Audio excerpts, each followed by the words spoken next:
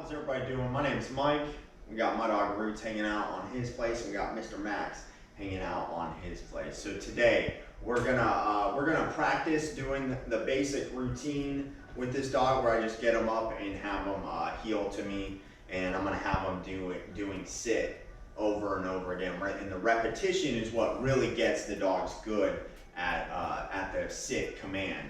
It's very important for the dog to know how to sit and do it well. It's like super essential. A lot of people will tell me their dog knows how to sit, and the truth is I've never gone to somebody's house where the dog actually knew how to sit and not move, because then the truth is any issue that an owner's having, you could just tell the dog to sit and all behavior stuff would stop. But the truth is what typically happens is somebody asks their dog to sit and the dog breaks the sit right away. And so we don't ask the dog to sit, stay. If we want the dog to stay, we just say sit. The reason is if you tell the dog to sit and then you say stay to the dog, what are you saying? You know, you're asking the dog to sit, right? So it's easier to repeat the word sit, because the dog, it's less words for the dog, so the dog doesn't have to. If you just say sit and then you say stay, the dog is going to believe they can always leave that sit. So again, what are you saying when you're saying stay to the dog? You're just saying stay sitting. You know, if I ask the dog to stay on place and then you say stay, what am I saying? I'm saying stay on place, right? So it's easier for the dog to understand, because it's less words you have to attach meaning to. Any word you say to the dog, you have to attach meaning to it. So the other thing is, you guys are going to kind of see the game I play with the dog, which is I'm either going to be encouraging the dog, saying attaboy and petting the dog, or I'm going to be saying no to discourage him and giving him a correction. It's very important that we follow through. Anytime I ask the dog to sit and he doesn't, I have to give him a correction in the form of a leash tug, is what it's most likely going to be like. So I'll say no, correction, just like that, just that tug right there, that short, quick tug. It's not a pull. It's like a snap of the leash, and what we're doing is we're replicating a bite from another dog. So I'm going to start working with them and kind of explaining what I'm doing as I go. There's a lot to take in, so I'm just kind of explaining the best I can. Good place. It's good that he's laying there. He's not trying to rush off. That's what we want. Okay, heel. We want him to do it like easy. We don't want him to, that's good, stretching is good. We want him to do it easy. We don't want him to like bounce off a place and stuff like that. Heel. And we just walk him in a circle just like this at heel. In a small area, I'm going to basically keep him on this carpet. And that's so you can practice in any area. You don't need a large area. Good boy, good sit. And the reason he does that, it's called an automatic sit. It's because we've been practicing this with him. Heel. Sit. Good boy. Good job. See, I give him some affection. Heel.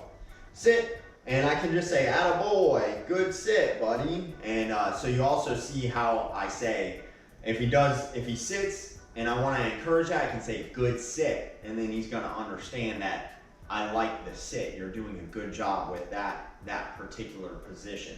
Good sit, boy. Good job. Heel.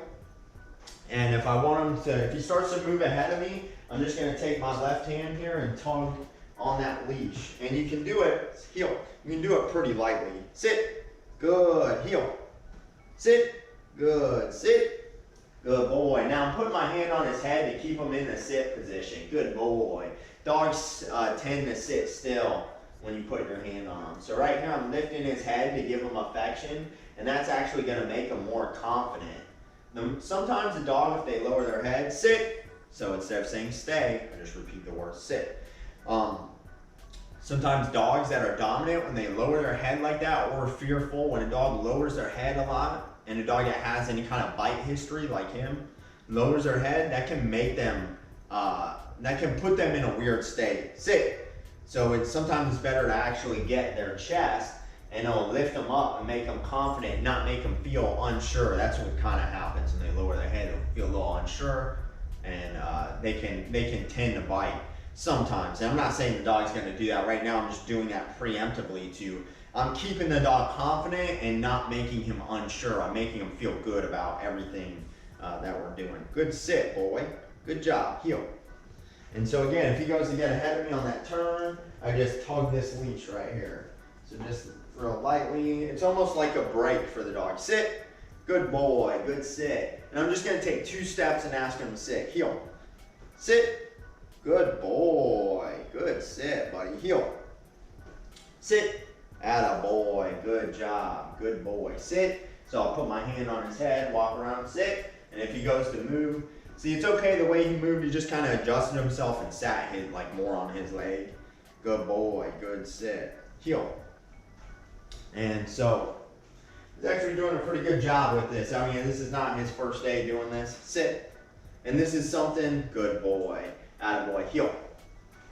Sit. Place. Good boy. Good place. So this is something you want to do every day with the dog.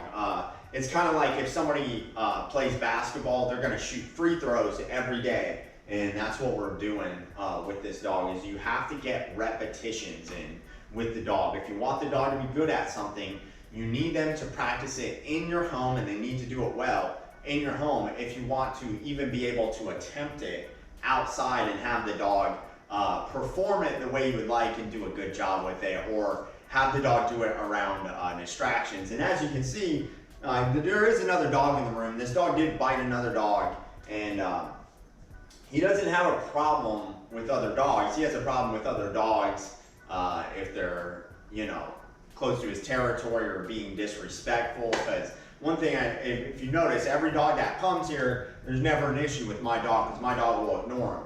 Well, as soon as he walks outside with other dogs, they're going to pay attention to him, right? So for him to learn how to ignore other dogs outside, he first has to learn to just listen to me with no distractions, or listen to me with a dog that is not distracting him. Then once you have the dog performing this with muscle memory and doing repetition over and over, then it's kind of fair game to bring him in another area with other dogs. And the way we start introducing like dogs that we don't have control of is we start at a distance and then we slowly close the distance. Everything we do with dogs, we do it in baby steps, and that's how we get them to the point that we want them. But it has to be done in like micro steps for the dog to understand what you